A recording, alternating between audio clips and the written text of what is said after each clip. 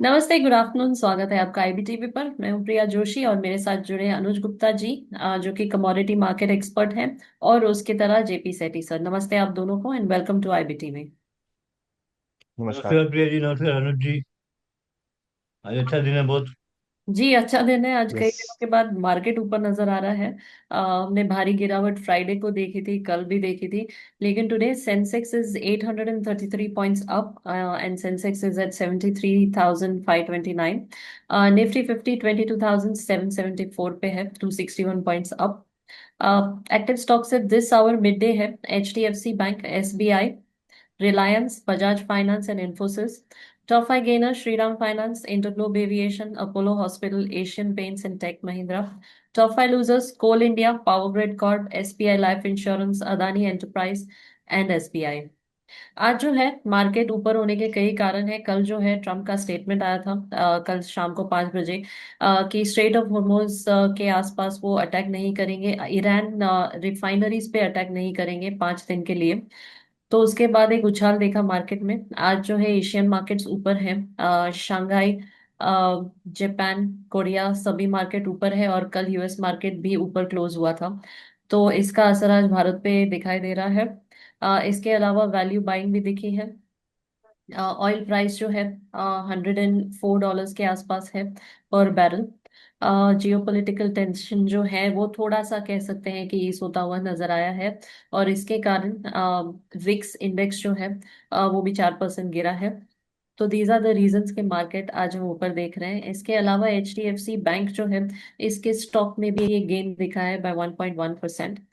बाकी अनुज जी से जानते हैं। अनुज जी बताइए कि क्या लगता है आपको कि बाजार जो है आज क्या आपको लगता है कि खत्म होने तक 3:30 बजे तक मार्केट ऐसे ही ग्रीन में रहेगा?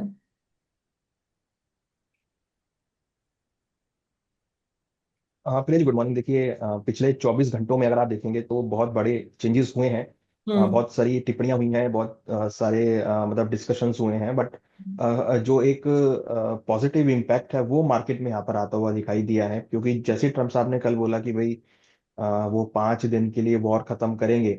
हम्म। और ईरान के जो पावर प्लांट्स हैं या इंफ्रास्ट्रक्चर है उसको खराब नहीं करेंगे, उस पर कोई अटैक नहीं करेंगे, तो उससे थोड़ा सा एक पॉजिटिव मोमेंटम आया है। तो अब ये लग रहा है कि शायद ट्रम्प जो है वॉर खत्म करने की स्थिति में है, तो उससे बाजारों को, नॉट ओनली इंडियन मार्केट, सभी ग्लोबल मार्केट्स में एक रिकवरी देखने को मिली है। और कहीं ना कहीं हमने क्रूड के भावों में जो है प्रेशर आता हुआ देखा है। तो इस टाइम पे क्रूड के जो इम्पैक्ट है वो सब चीजों पे पड़ रहा है। तो क्रूड अगर नरम होगा तो डेफिनेटली सभी में पॉजिटिविटी देखने को मिलेगी, जिसकी वजह से हमने आज पूरे ग्लोबल मार्केट में, इंडियन मार्केट्स में एक रिकवरी आते हुए देखी है। जी। बट अगर हम ट्रम्प की बात करें तो उनका स्टेटमेंट तो रोज चेंज होता है। तो आपको क्या लगता है कि कब तक जो है ये वॉर चलेगी? या आप क्या लगता है कि क्या this will get into a cold war eventually? देखिए, आपने बिल्कुल ठीक कहा कि जो ट्रम्प की स्टेटमेंट है वो चेंज हो सकती है, और रिलाय करना बहुत मुश्किल है। बट यहाँ पर देखिए, ईरान ने भी बोला है कि ट्रम्प कौन होते हैं ये कहने वाले, क्योंकि अब वॉर हमारे हाथ में है, हम जब खत्म करेंगे तभी होगा। तो इस टाइम पे जो ईरान है वो यहाँ पर अडिग हो गया है बिल्कुल, कि वो नहीं चाहता कि घुटने टेके। और यहाँ पर ट्रम्प साहब एट एनी हाउ ये चाहते हैं कि ईरान पीछे हट जाए, या वो ये बोले कि हम वॉर खत्म करना चाह रहे हैं, तो इसलिए वो ऐसी स्टेटमेंट्स दे रहे हैं। हालांकि इस स्टेटमेंट्स में हमने मार्केट में पॉजिटिव मोमेंटम देखा है। तो अगर ये स्टेटमेंट्स आ रही है मार्केट में, तो इसका मतलब कहीं ना कहीं ये जरूर दिख रहा है कि जो ट्रम्प है वो थोड़े बैकफुट पे होते हुए दिख रहे हैं। तो ये भी एक मार्केट के लिए पॉजिटिव है कि अगर ट्रम्प बैकफुट पे होंगे तो ईरान को भी अपने हमले कम कम करने पड़ेंगे, और हम्म। उससे मार्केट में स्टेबिलिटी आएगी। जी। कमोडिटी मार्केट के बारे में क्या कहेंगे? अब तो हम गोल्ड भी, गोल्ड सिल्वर दोनों ही नीचे देख रहे हैं। तो क्या लगता है आपको कि एक अपसाइड आएगा कि we will see corrections for a longer period? देखिए, कमोडिटी मार्केट में अगर देखेंगे, गोल्ड सिल्वर में इस टाइम पे थोड़ा सा डिफरेंट वे होता हुआ दिखाई दे रहा है, क्योंकि इन्फ्लेशन की वजह से जितने भी सेंट्रल बैंक्स हैं उनको कंसर्न है इन्फ्लेशन का। तो हम्म। शायद वो मॉनेटरी टाइटनिंग भी कर सकते हैं। इवन अभी बैंक ऑफ जापान ने भी बोला है कि हम्म। वो आगे चलकर इंटरेस्ट रेट बढ़ा सकता है इन्फ्लेशन को कंट्रोल करने के लिए। तो अगर इन्फ्लेशन को कंट्रोल करेंगे तो उससे काफी हद तक मार्केट को, मीन्स अगर हम गोल्ड सिल्वर की बात करें तो उस पर थोड़ा सा प्रेशर यहाँ पे आ सकता है। तो उसी के अगर हम देखें तो ऑब्जर्वेशन में गोल्ड सिल्वर में गिरावट देखने को मिल रही है। और हमने कल देखा कि गोल्ड का भाव ऑलमोस्ट $4100, मीन्स 4100 के नीचे, $4099, और चांदी हम्म। भी करीबन ऑलमोस्ट $61 तक आती हुई दिखाई दी थी। तो कहीं हम्म। ना कहीं एक्सपेक्टेशन ये है कि मॉनेटरी टाइटनिंग अगर होगी तो गोल्ड सिल्वर में गिरावट देखने को मिलेगी। जी। इक्विटी मार्केट में आपको क्या लगता है कि कहाँ तक आपको लगता है कि क्या सपोर्ट और रेजिस्टेंस लेवल्स रह सकते हैं? देखिए, फाइनेंशियल ईयर की क्लोजिंग है तो डेफिनेटली जो है हम एक्सपेक्ट कर रहे हैं कि जो गिरावट है वो शायद इस एक्सपायरी पे खत्म हो जाएगी, फिर अप्रैल से नया ट्रेंड देखने को मिलेगा।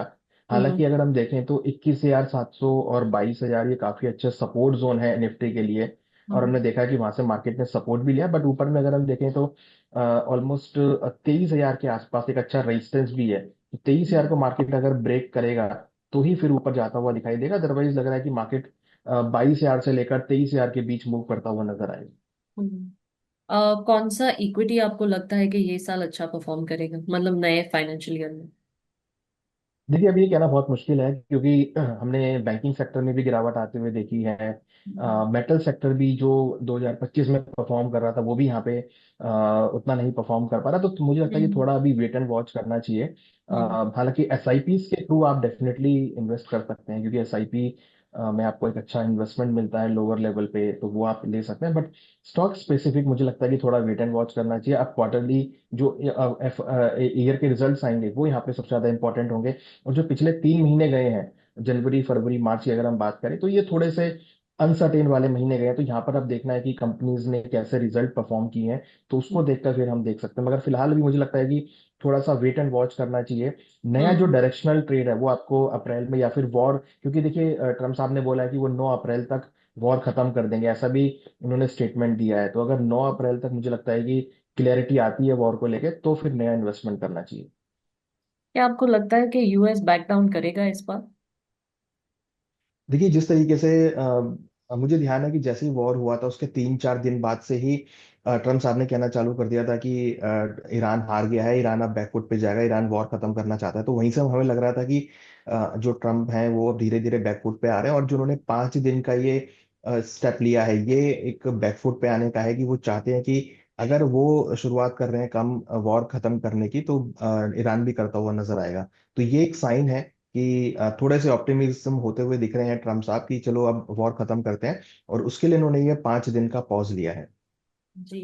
पर ईरान जो है वो लगातार डिनाई कर रहा है कि हम अमेरिका के साथ कोई बातचीत नहीं कर रहे हैं। So they have been constantly denying. तो क्या आपको लगता है कि यस। अमेरिका जो है उसकी तरफ से गलत इन्फॉर्मेशन आ रही है, या फिर ईरान जो है दे आर नॉट एक्सेप्टिंग कि they are in talks with US?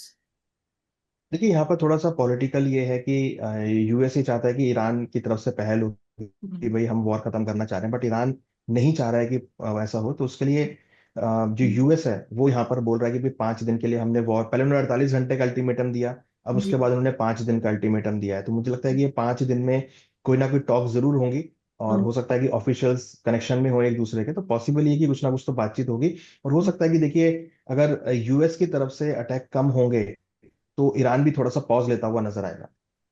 Ji. Seri sir, your questions? जी, मेरा सवाल ये है कि अभी ये जो वार का सारा चल रहा है, उससे पहले ट्रम्प जी ने जो दिया था स्टेटमेंट की, उनका कोई नुकसान नहीं हुआ है। और अभी ऐसा चला कि उनके 1 साल के बजट जितना उनका नुकसान हो गया है। तो नुकसान की भरपाई में डॉलर गिरेगा बढ़ेगा, क्या होगा, डॉलर का क्या होगा? और अभी और आगे कितना देखिए नुकसान हो सकता है 5 दिन में? तो उसका देखिए सारा यू दूसरे देशों पर क्या प्रभाव पड़ेगा, और अमेरिका की हालत में क्या प्रभाव पड़ेगा, और इसकी भरपाई कैसे करेंगे? देखिए, यूएस के लिए तो बहुत इजी है, वो डॉलर छाप कर भरपाई पूरी कर लेता है, क्योंकि इकोनॉमी उसकी ऑलरेडी डेट में चल रही है। तो मुझे लगता नहीं है कि उनको कोई यहाँ पर इशू आएगा, क्योंकि उनकी इकोनॉमी डेट में है, वो थोड़ी सी और डेट में चली जाएगी, तो उनको कोई ऐसा नहीं, प्रॉब्लम पूरा उतना नहीं ही है। डेट है, जितना डेट है उतना इस साल का बजट है, ऐसे यस। कल टीवी पे दिखाया है। तो देखिए, यूएस तो सीधी सी बात है, नोट प्रिंट करेगा, जो करेंसी है उसको छापेगा, उसको डेट को पूरा करने के लिए हमेशा से यही करते आया है। कि उसको लगता है, तो तभी वहां पर इन्फ्लेशन बहुत हाई है। और देखिए, इसकी वजह से ही इम्पैक्ट ये होगा कि जो सेंट्रल बैंक्स हैं वो इंटरेस्ट रेट कट नहीं करेंगे, क्योंकि अगर इन्होंने नोट प्रिंट किए तो इन्फ्लेशन होगा। इन्फ्लेशन जो है वो जो भी टारगेट कर रहे हैं 2%, हो सकता है बढ़ के 3.5% हो जाए। तो वो इन्फ्लेशन बढ़ेगा तो इंटरेस्ट रेट कट नहीं होंगे, इंटरेस्ट रेट कट नहीं होंगे तो कहीं ना कहीं जो है फिर वो मार्केट के लिए जो है एक स्लो डाउन वाली सिचुएशन देखने को मिलेगी। तो ये कंसर्न रहेगा, बहुत बड़ा कंसर्न यूएस के लिए। पर अभी आपको लगता है डॉलर गिरेगा और गोल्ड बढ़ेगा? इसे देखिए इस हाँ, यस। अनाउंसमेंट से पहले दोनों गिर रहे थे। कल तक दोनों गिरे थे जब तो कोई अनाउंसमेंट नहीं थी, लेकिन अभी ये जो अनाउंसमेंट आई है उससे लग रहा है कि डॉलर गिरेगा और गोल्ड बढ़ेगा, वापस इन्फ्लेशन चाहिए लोगों को। क्या आपका विचार है इस देखिए बारे में? देखिए मेरा विचार ये है कि इन्फ्लेशन अगर इस बार बढ़ेगा तो मॉनेटरी टाइटनिंग आपको देखने को मिलेगी, जैसा हमने कोविड के टाइम पे देखा था। बहुत फास्टली इंटरेस्ट रेट इंक्रीज हुए थे। तो अगर मॉनेटरी टाइटनिंग होती है तो इंटरेस्ट रेट आपको बढ़ता हुआ दिखाई देगा, तो वो कहीं ना कहीं डॉलर के लिए सपोर्टिव होगा। बट हाँ, वो गोल्ड सिल्वर के लिए नेगेटिव होगा, मीन्स कमोडिटी मार्केट का थोड़ा सा नेगेटिव होगा। तो अगर मॉनेटरी टाइटनिंग होती है, जैसे बैंक ऑफ जापान भी कह रहा है कि भाई वो अगले सेशन में इंटरेस्ट रेट बढ़ा सकते हैं, और बैंक ऑफ इंग्लैंड, सभी कह रहे हैं कि और बीओई भी कह रहा है, प्लस यूरोपियन सेंट्रल बैंक्स भी कह रहे हैं वो इंटरेस्ट रेट बढ़ा सकते हैं इन्फ्लेशन को लेके। तो अगर वो होता है तो फिर गोल्ड सिल्वर के लिए नेगेटिव पॉइंट होगा। अब एक बात सही, जो नई बात इन्होंने ईरान ने की, ईरान ने बोला मैं भी टैक्स लगा सकता हूँ पानी की में, इधर से जो आएगा तो ये सब जगह टैक्स लगने चालू देखिए हो जाएंगे। देखिए कोई बड़ी बात नहीं है, वो लगा सकता है क्योंकि उसकी इकोनॉमी में जो डेंट आया है उसका तो भरपाई वो करेगा ही कहीं ना कहीं से। तो वो हो सकता है कि वो ऐसे लगा भी दे, और ऐसा सुनने में भी आ रहा है कि वो इसलिए प्रिपरेशन भी कर रहा है कि शायद वो ऐसा कुछ टैक्स लगाए, मतलब जो भी स्टेट ऑफ हॉर्मुज पाँच से दिन उसको मिले निकलेंगे। सोचने के लिए, तो तैयारी कर सकता है। यस। देखिए हो सकता है कि कुछ, देखिए कहीं ना कहीं अब लगा है, क्योंकि वो तो यूएस से ये भी कह रहा है कि भाई आपने जो नुकसान किया उसकी भरपाई करो। तो वो भरपाई करने के अगर मूड में आएगा तो देखिए कोई भी रास्ता वो अपना सकता है, कोई भी देश अपना सकता है रास्ता इस तरीके से। तो मुझे नहीं लगता कि ऐसा कुछ होगा, बट हो सकता है कि वो पॉलिटिकली कुछ गेम करें, क्योंकि यहाँ पर अभी जो लड़ाई ना वो पूरी एक तरीके से बैकफुट पे जाने की लड़ाई है कि बैकफुट पे पहले कौन जाएगा। ईरान और यूएसए के चक्कर में हमें घाटा हो गया, हमारा रुपया गिर गया। यस। देखिए उसकी वजह से अगर आप देखेंगे तो यूरोप को नुकसान हुआ है, रशिया को नुकसान हो रहा है, अब जापान को नुकसान हो रहा है, इंग्लैंड को नुकसान हो रहा है, जितनी भी बड़ी इकोनॉमीज हैं सभी को नुकसान हो रहा है। तो ये तो वो एक तरीके से पूरे अब देखिए दुबई सबसे बड़ी ऐसी स्टेट है जहाँ पर हम्म। सबसे ज्यादा लोग जाना पसंद करते हैं। वहां पर आप देखिए कि कितना अभी टेंशन है, वहां सुनने में आ रहा है कि 30-40% रियल एस्टेट के भाव गिर गए हैं। तो दैट इज ऑल्सो, और टूरिज्म का कितना बड़ा नुकसान हो रहा है। तो देखिए ये जो वॉर हुआ है इसकी वजह से सभी को कहीं ना कहीं डेंट लगता हुआ नजर आया है। तो अभी आपकी क्या सलाह है, इन्वेस्टर क्या करे? देखिए मेरे हिसाब से तो अभी वेट एंड वॉच करना चाहिए, क्योंकि इन्होंने 9 अप्रैल तक का टाइम दिया है। तो थोड़ा सा कॉशियस रखें, हालांकि फाइनेंशियल की क्लोजिंग भी है, तो बेटर है कि आप थोड़ा साइडवेज में रहें, एग्रेसिव कोई खरीदारी ना करें। मार्केट एक बार और क्लियरिटी आ जाएगी, क्योंकि उन्होंने 5 दिन का टाइम दिया है और 9 अप्रैल की डेट भी दी है। तो मुझे लगता है कि थोड़ा वेट एंड वॉच यहाँ पे स्थिति अपनानी चाहिए।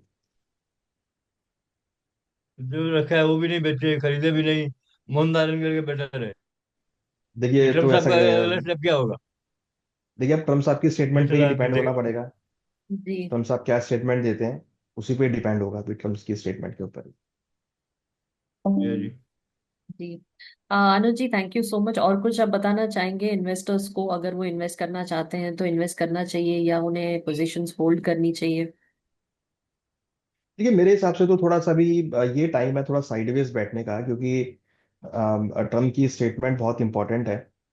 वो स्टेटमेंट क्या देते हैं ईरान को, क्योंकि इस टाइम पे जो वॉर है वो इस मोड़ पे खड़ा है। या तो ये यहाँ से सुलझ सकता है वॉर, और अगर नहीं सुलझा तो एक बहुत बड़ा भयानक रूप भी ले सकता है। तो ये समय है कि थोड़ा वेट एंड वॉच किया जाए, और ट्रम्प की जो स्टेटमेंट्स हैं या जो दोनों देशों के बीच डिस्कशन है उसको नजर में रखा जाए। कहीं ऐसा ना हो कि अगर ये 5 दिन में नहीं सुलझा या कोई बड़ा स्टेप ले लिया तो वो बहुत भयानक रूप लिखा सकता है। तो मैं डरा नहीं रहा हूँ, बट थोड़ा सा कॉशियस रहने की जरूरत है। मुझे लगता है कि थोड़ा वेट एंड वॉच जरूर करना चाहिए। फाइनेंशियल की क्लोजिंग है, बेटर है क्लोजिंग होने दें, आराम से बैठे, और मार्केट का नया मोड़ आए तब स्टार्ट कर सकते हैं। अनुज जी, थैंक यू अनुज जी, सो आप क्या मच फॉर सलाह योर देंगे कि एडवाइस। ईरान से पता किया जाए, ईरान की तरह इन्वेस्ट करने वाला है, ईरान की स्टॉक्स में इन्वेस्ट करने वाला है, उसे कोई मार्गदर्शन होगा लोगों का? ऑब्वियसली देखिए अब दोनों स्टेट दोनों कंट्रीज की क्या रणनीति है वो भी देखनी बहुत जरूरी है, कि अगर वॉर खत्म होती है तो वो किस तरीके से इकोनॉमी को दोबारा रिवैम्प करेंगे, वो भी एक बहुत बड़ा क्वेश्चन मार्क होगा।